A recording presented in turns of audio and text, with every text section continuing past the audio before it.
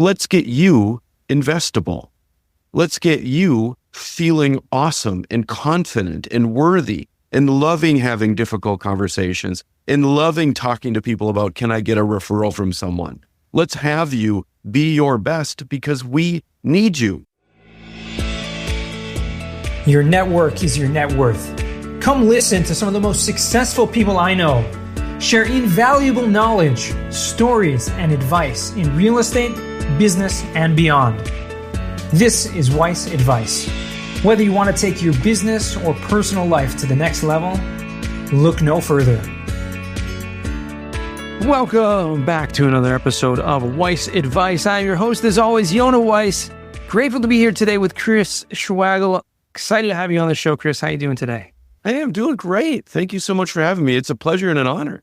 Oh, the pleasure and honor is truly mine as well. So I appreciate you joining me. And I'd love for our listeners who don't really know who you are yet, or may not, or even if they do, would love to get to know you a little bit more. Why don't you give us a little bit of a background? What I love about this show is that most of the people, the common denominator is have something to do with real estate, which obviously you do, but have come from all walks of life. And, so many people come from many different backgrounds and converge into the real estate world. And I'd love to kind of hear your story and how you found real estate and what your background is. Yeah, thanks, man. And that's one of the things I love about real estate too, is it doesn't matter who you are or what you've done. It matters where you're going. I love that about real estate. Yeah. But for me, I'm a psychology geek. I always have been. In high school, I knew I was going to be a psychologist growing up. All the bad kids that went to the principal's office every day, even though I was that little shrimpy kid, I always thought that I could help them somehow. And so I went to college. I got 2 degrees in psychology. I got a master's. I worked a ton of jobs. I loved it. I was making a ton of impact working with kids on probation, men who were abusing their wives, people who were in mental health crisis, people experiencing homelessness, all this kind of stuff. And I was making $14 an hour. So I was working, at a bar and a restaurant to make ends meet, living in my friend's basement when I was 32 years old. And finally, I got upset about it because my friends got to go to Costa Rica and I had to pick up extra shifts at the bar. So finally, one of my friends got sick of it and said, "This is on you, man. Why don't you figure this out?" And to be honest, I had never thought of that before. I grew up with you get what you get and you don't throw a fit. Except I also live in Minnesota, so we passive aggressively throw a lot of fits, And so I didn't know what to do, and I was embarrassed. So I went to the library, and the librarian gave me Rich Dad, Poor Dad. Wow. And I read that. I ate peanut butter and jelly sandwiches for 6 months and bought a duplex. And then a few years later, I had a small portfolio, and then people are thinking, how is this guy who's making $14 an hour have a little portfolio going? I want to get in on this. And that's when I found out about syndication. And so I joined some syndication mastermind groups, and my psychology, geekness, never left. And so I'm in all these groups with people who are in 3 mastermind groups, and they're not closing deals. They're going to 10 conferences. They don't have any investors. Mm-hmm. And I said, there's a real place for my talent here, for my skills, what I can do for me. I can make an impact. Because a lot of this stuff is mindset when it comes down to it. Yeah. And it's stuff from the past, manifesting itself, recreating itself, rearing its ugly head now, keeping you busy, but going nowhere. And so that's how my business of performance psychology came to be, is marrying these 2 things, some complaining, some geek stuff, and then here we are in the middle. So now all I do is I do performance psychology for real estate syndicators. Awesome. And are you still invested in real estate on your own in terms of the portfolio you have or passive investing or anything like that? Yeah. In fact, I just got off the phone with our builder in Cape Coral, and they're behind schedule and had hurricanes. And so I know all this crap too. And it's how do you motivate a builder to build? So yeah, I'm going through all this stuff too. Yeah, it's pretty wild, but I love the fact that, your story brings to life some amazing points that I think many people deal with and struggle with in life. And I did too, for a long time. I was a teacher. My passion was teaching, and I did that. And I was in, debt, and I was, not really even having money to pay bills, pay rent, anything like that. And at a certain point, I was like, wait, what's going on here? Yes, I love teaching. I could spend my whole life doing it, but I have a family to take care of, and I gotta get out of this debt somehow. And, and real estate kind of wasn't reaching that poor dad that did it for me. I didn't come to that book until many years later, subsequent to that. But it was just having a friend or a couple friends that kind of pointed me in the right direction in real estate. And that's really, the story goes from there. But yeah, it's incredible. Sometimes we're stuck. You talk about this a lot. I've seen, obviously your LinkedIn posts, you're very prolific in some of the posts that you do there. I love it. And I'm grateful for you to join some of our LinkedIn challenges over the years. And one of the things I remember you talking about is, this limiting beliefs that we all have. And I'm sure you can with your psychology nerdiness, you can deep dive into that subject. But I'm curious, how do you, you did it for yourself and you help other people do this, but someone who's struggling with that, and we all do, what do you do to kind of get yourself out of that? Yeah. So first things first, I know how to help other people with this. I can't do this for myself. There's an extra layer of guilt on there, knowing what to do, but not being able to do it myself. So I have a coach too. I want to interject for a second there. There's an incredible adage from the sages of the Talmud, this is going back over 2,000 years, the Jewish philosophy, that says that someone cannot release themselves from prison, meaning you can't get yourself out of a place that you're stuck in. You may be able to help other people get out of theirs, but one's own individual things, sometimes we can't see it in ourselves. We can't get ourselves out. So sorry to interject there, but just a profound wisdom to what you're saying. Yeah, no, that's exactly perfect. And the reason why I can't do this is because it's my subconscious. It's my thoughts. I'm too close to them. I'm going to have 30,000 thoughts today and 30,000 thoughts tomorrow. And my thoughts tomorrow are going to be 96% the exact same as the thoughts today. And so when you keep telling yourself these things over and over and over, it becomes cement. You can't mold that. And that's why we need a third-party perspective. And that's what I help people do, is normally they say something like, I'm procrastinating. I can't get out there. I've been looking at CRMs for 2 years and I can't figure it out. I'm going to all these conferences spending, $100,000 on all this education and nothing's happening. It's because we're too close to ourselves. Mm-hmm. We're too close to all of those thoughts. And so what I do is help people kind of reshape who they are and transform their relationships with their own internal thoughts and subconscious. And I've created a method called the STARS method. Okay. And it's a culmination of 11 different psychological theories. I've been working on this for decades now. And did I have hair then? I don't think I had hair then either. But so I've been working on this for a really long time, Yona. And so it's an acronym. So S stands for study your unique identities, who you are. Mm-hmm. T is for tear apart limiting beliefs. We're going to go in the past and see where these beliefs started. A, we're going to ask ourselves different questions.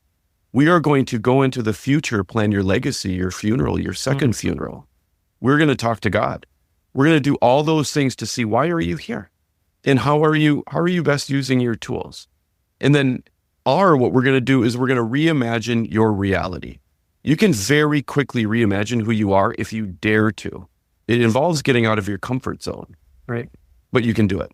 And then the S, the last one, once you go through all this stuff, skies become infinite for you. You can do whatever you want. And so that's the theory that I work on with all of my clients. And what's awesome about it is it works every time. And I get fun texts all the time like, I don't know your voodoo crap that you did on me. We had our first call and I just landed my first 2 investors right after our first call. Right.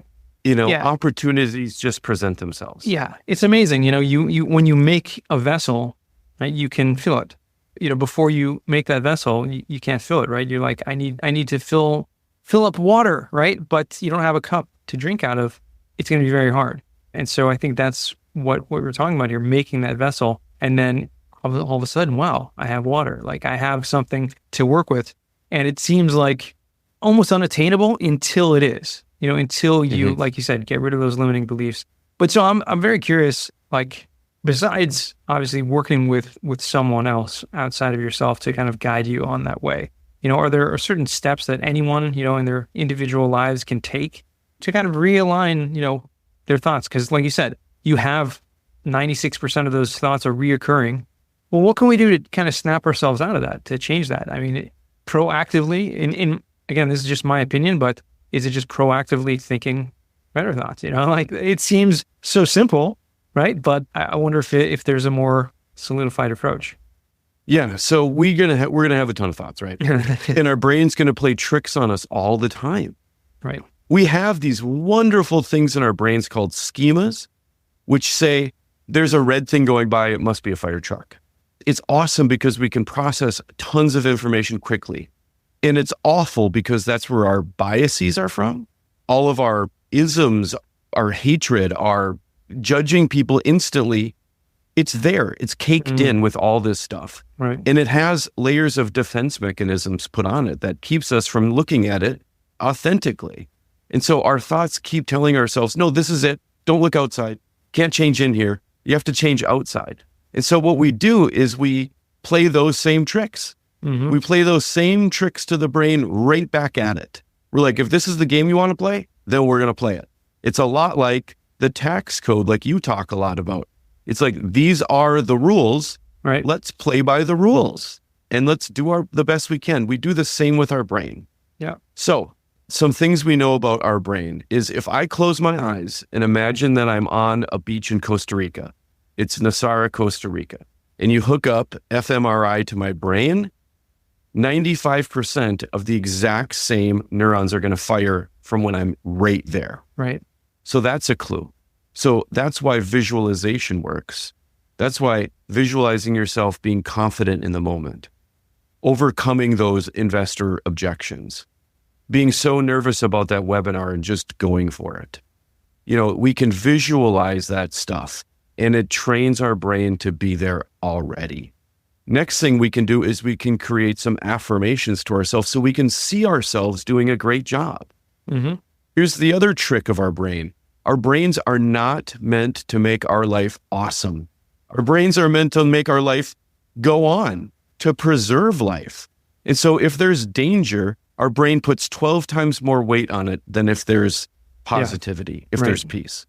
And so we constantly are thinking of the negatives, and that's good. It keeps us alive. But we got to play that trick right back to it. Affirmations is a way we can recognize ourselves, but there's 3 rules. Otherwise, your subconscious is going to toss them right out. It has to be, first of all, in your own voice. You have an inner voice that has a certain tone, style, language, dialect. It has to be in that exact tone. Otherwise, it's like, live, laugh, love. We don't say that out. It has to be positively stated, meaning if I'm quitting smoking cigarettes, I'm going to say, I've clean lungs. I'm not going to say no more cigarettes. Our subconscious doesn't hear yes or no. All it hears is cigarettes. Cool, I'm in, and it has to be, third one, present tense. It can't be in the future. It can't be, I'm raising $5 million in 2025. Because then our subconscious is like, yeah, I'm on the couch, man. Right. Let me know when it's time to get up and do some work. Right. No, you're telling your brain it's time to do work now. So you're saying right now, I'm making that webinar today. I'm a money magnet. I am whole and complete right now. Say those kinds of things to yourself, and it's the way that you can really play that brain back to it. The last one I'll say, because we're playing off of validation, recognition, and connection, the 3 drives that all humans need. The first one, visualization, was really validation. Second one, affirmations are all about recognition. The last one is about connection. How can you train your brain? Get around people who support you. Get around people who love you. And open up. Share your struggles. It's so amazing how we all want to help. If I were to say to all your podcast listeners, raise your hand if you're willing to help me, it'll be everyone. Now, who needs help? Nobody. Right. But how do we come together? We come together by being helpful to each other, by being in service. One of your core values clearly in your business is, I am in service to you. That's authentic. That draws people in. So we have some tricks that we can play to our brain. And then when you look around to people who you're connected with, they make you feel good. You can take bigger risks. And it doesn't matter because all these people still love me. 100%. It's, I think, more than anything, what I'm gathering from what you're saying, and I truly believe this to be as well. And in fact, the introduction to our podcast, we didn't say it here, but in the pre-recording, is your network is your net worth. It's metaphorical in a sense, because obviously you can't cash a check with, who you know per se, but surrounding yourself with the right people is going to massively change your life in so many ways. And financially is just one of them, but that has an impact on a lot of things, right? If you're living in your friend's basement, right, or living in a car down by the river, or van, whatever it is, right, it's going to be very difficult for you to be in a good place psychologically and financially as well because of just the situation that you're in. But if you're surrounding yourself with the right people, you'll be able to bring yourself out of that. But I love the point that you're making, because surrounding yourself with the right people who want to help and who you can help as well and you can serve will change everything.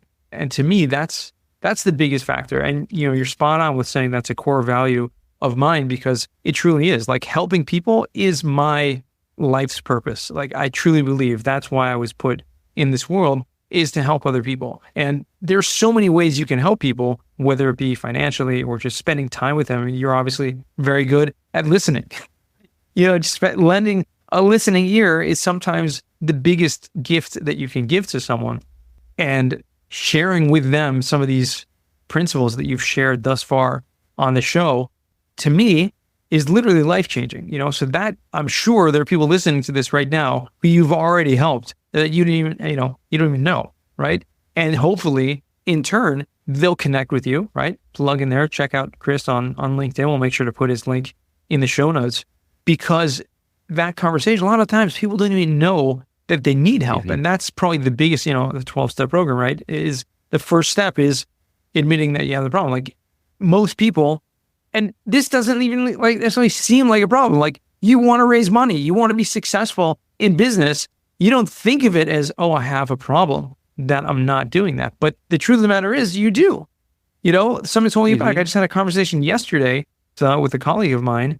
Our numbers are down, this year. Cost segregation, the real estate markets have been hit hard in 2024. And it's been a very difficult year for a lot of people in a lot of ways. Transactions are way, way down. Thank God we're still doing great. We're still, year over year up where we were, a few years ago. That's for sure. Right. But I was asking, what can we do to increase our number? What can we do to kind of give a big push before the end of the year? And recognizing that you have that problem, I think, is the first step in being able to help yourself. Yeah, absolutely. And, I don't really have competitors other than all of your listeners' subconscious minds telling them that they need more education and strategy. And so that is the biggest problem I run into, is people are problem unaware of this. Great people out there. I love the syndication world. Okay, you go to a psychological convention, there is nothing but competition. I've got the best theories. I've got the best modalities, all this kind of stuff.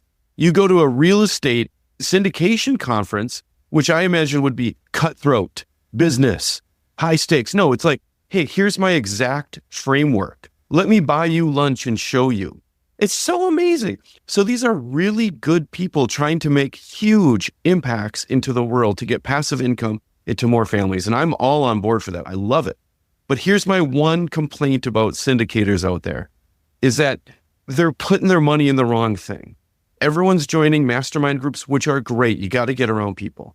But it's like, then it's 10 grand for the click funnels and the 5 grand for the CRM, and it's the underwriting stuff. And no, I need more education. And, I need to read more books on this. And I need to go to this conference on this. And now I'm going to join this other group over here. All of that is just a distraction most of the time. Of course, we need education. We need compliance. We need tax strategy, stuff like that. But when it comes to mental systems, like, okay, how are you keeping yourself going when you get rejected by your first 25 investors? Well, I read Atomic Habits. I'm good. It's like, okay. So you've got this huge, expensive, robust system for everything. Your tenant portal, your investor portal, your property management, all this stuff has huge, elaborate systems. But your mental system, your most important one, you've got it sitting on the bookshelf with books that you've never read. So here's my one complaint. My one huge ask for syndicators is leverage the biggest tool in your toolbox. It's your brain. It's your heart. Investors never invest in a fancy pitch deck. They don't invest in a 26% IRR. They invest in you. Mm-hmm. They invest in you. So let's get you investable. Let's get you feeling awesome and confident and worthy and loving having difficult conversations and loving talking to people about, can I get a referral from someone? Let's have you be your best because we need you. Yeah, we are our biggest competition. Our own subconscious is our biggest enemy in a lot of ways. And it's a struggle. Everyone has it, and it will never not be a struggle. I mean, nobody will ever be able to fully conquer, right? That even the greatest people in the world struggle and have their own limiting beliefs. But putting in the effort and focusing on it, and like you said, spending time and energy and money and, focusing on building that muscle, which is the brain, is probably the biggest investment you can do. I totally agree with that. Now, the fact that surrounding yourself with the right people, having these masterminds, education, it certainly is key. But at a certain point, and I've seen this dozens of times as well, hundreds of times probably, where it's just, it's like you never get started, right? You're just kind of putting in the reps, and it's like, but you're not taking action. Like, where's the action taking? And I think, like you said, it has a lot to do with just our mindset. And if we can work on overcoming that, we can really work on becoming the best that we can be. One thing that you touched on, which I love, is the difference that the real estate community is, as opposed to many other different industries out there. And I think this gets overlooked a lot because there are, obviously, in every industry out there are bad actors, and there are people that maybe give a bad name and a bad rap to certain things. And certainly real estate is no exception to that. And if you get in the world of, brokers and things like that, it can be a little bit cutthroat, and they do act a little bit differently. But when you get into the world of the syndicators, I think so many people are coming to this field from other fields and are like, hey, I'm in this for financial independence. I'm in this to become the best person I can be, to build legacy for my family. So it's like, you're on a totally different path. It's not like the brokers who are like grinding, like, I need to make this work. And there's like an 80% turnover rate of, brokers out there. I think it's very different when we talk about like the multifamily or just the commercial real estate space, as opposed, when we're dealing with the syndication space, as opposed to, the commercial real estate world at large per se. And the fact of the matter is, I've met some of my, closest friends who I align with in the same way through this industry, through online community, LinkedIn, and through what we've built through that. And then the communities that we've built through the conferences and things like that. And the virtual meetups that I hosted for years, and the podcasts that we do. These are real relationships, real people. And it's just amazing to me how you can build that even, hundreds or thousands of miles away. Yeah, I think it's awesome too. It's really cool because like in commercial real estate, in syndication, in these big things, the key is you're not doing everything yourself. In fact, if you do everything yourself, you are the problem. You're the bottleneck. And so what's really cool is you get to take your ego out of it and you get to say, I'm awesome at this and I'm terrible at all these other things. And you get to meet other people who are awesome at all those things that help you create that jigsaw puzzle that goes into a commercial real estate deal. And I think that's so fun. And when you were talking, I was thinking of a psychology convention I went to back in the day, right? We're all getting our CEUs, learning about these different things. And I was just thinking about, before you were asking, how do you reframe your thoughts? Well, if we were at a psychology convention, there would be a full-on war to answer that question.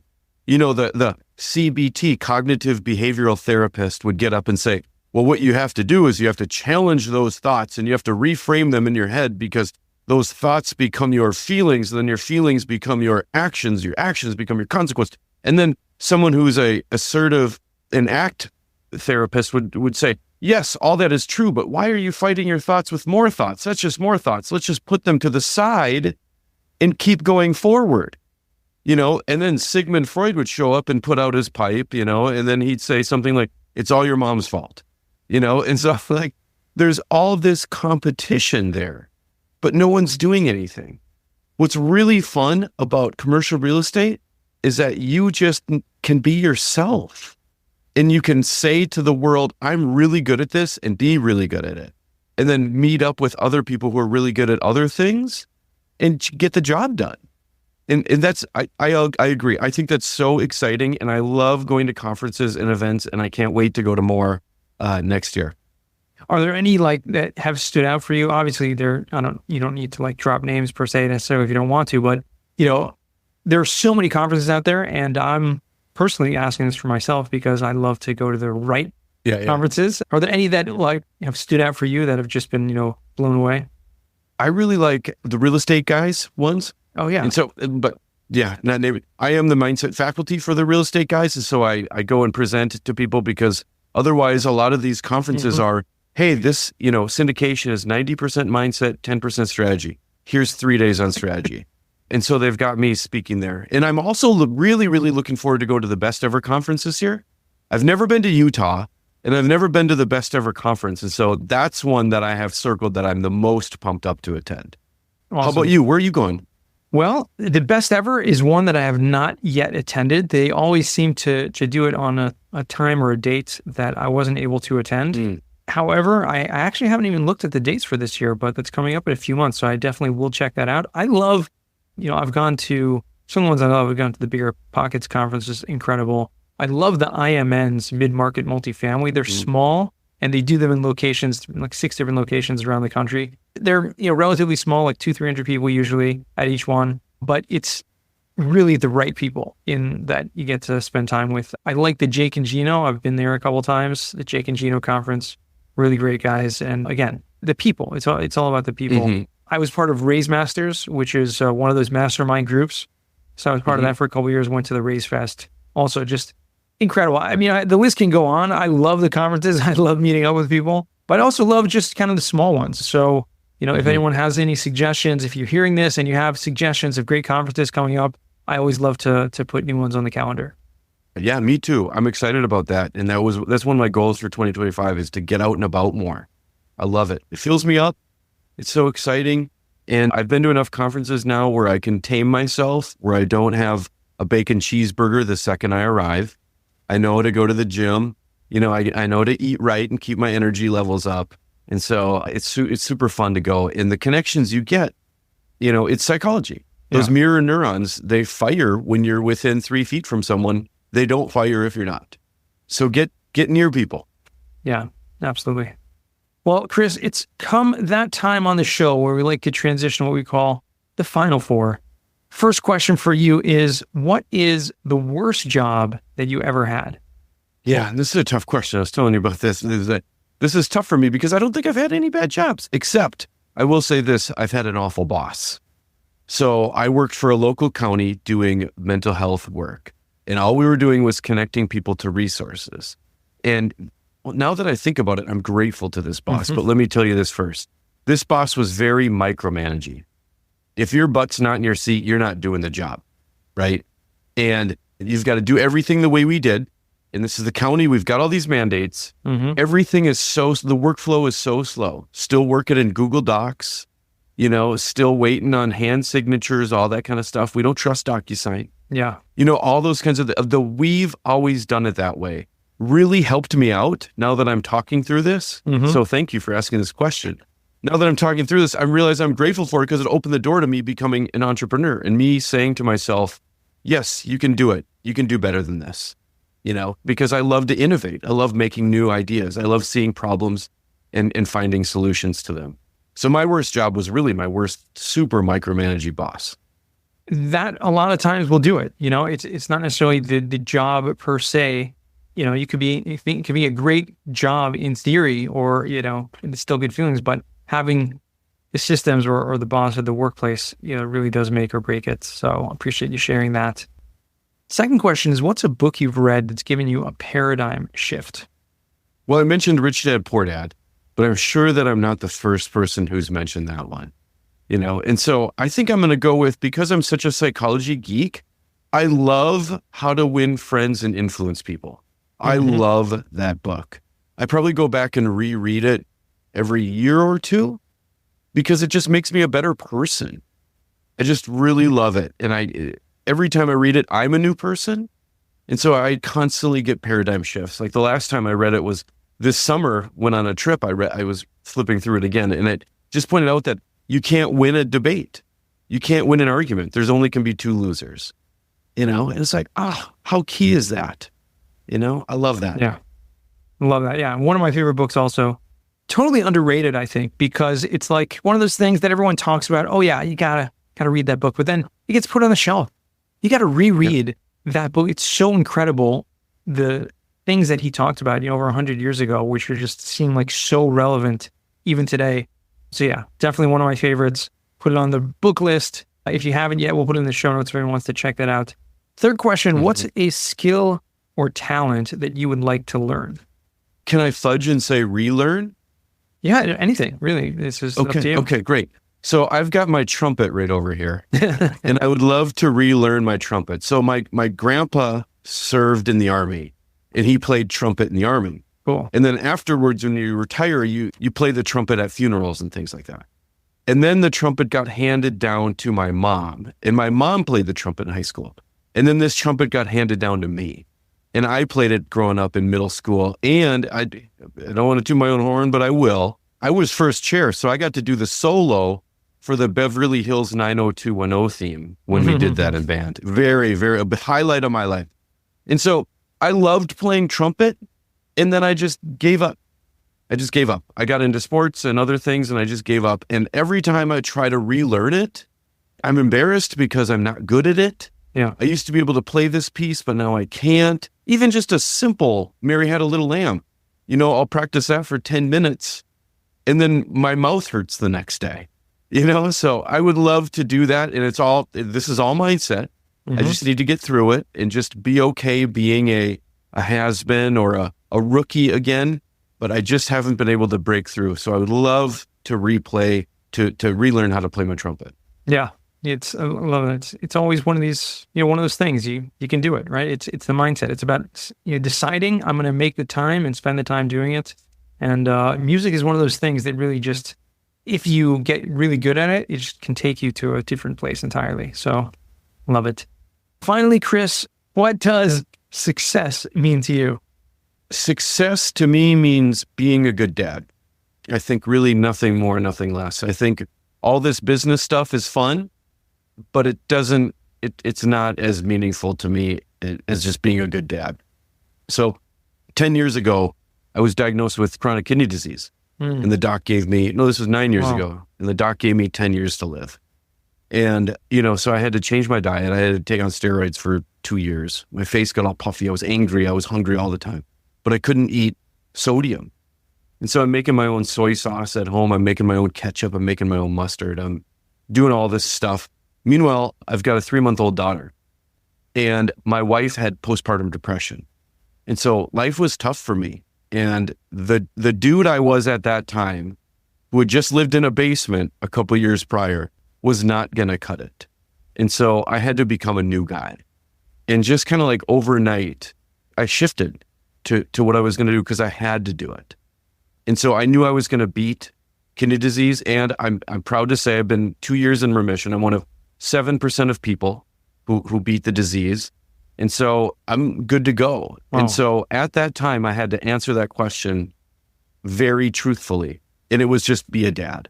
And so I'm trying very hard to keep my eyes focused on that now too, now that I have kind of a second life. Wow, that's amazing. Good for you. Congratulations on Thank you. on that, and wish you much, continued health and success in that regard, because that's truly being successful in my opinion as well. So thank you for that. And Chris, finally, where can our listeners find you or reach out to you if they want to?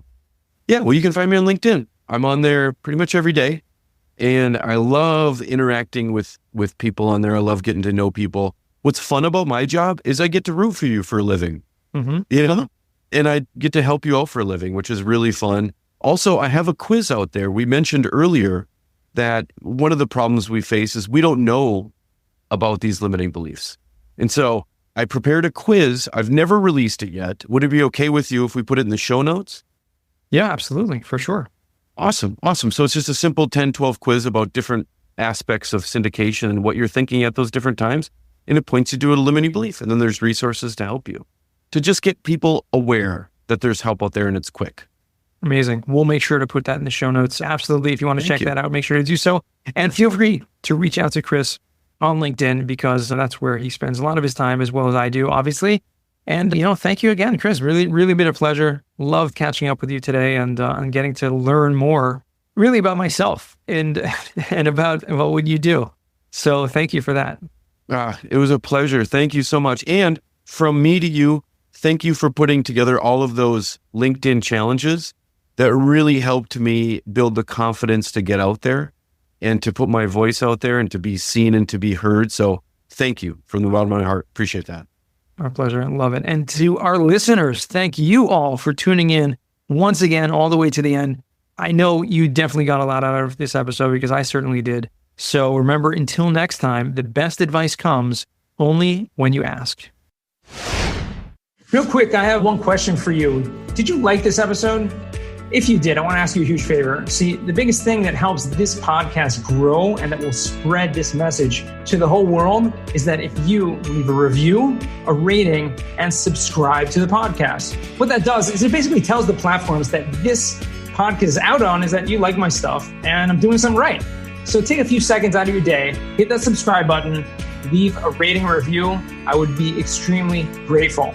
Also, I want to hear from you guys. So I want to hear some feedback. If you have any questions for future episodes, please find me on LinkedIn. Send me a DM, connection request, Yona Weiss, and I'd love to hear from you.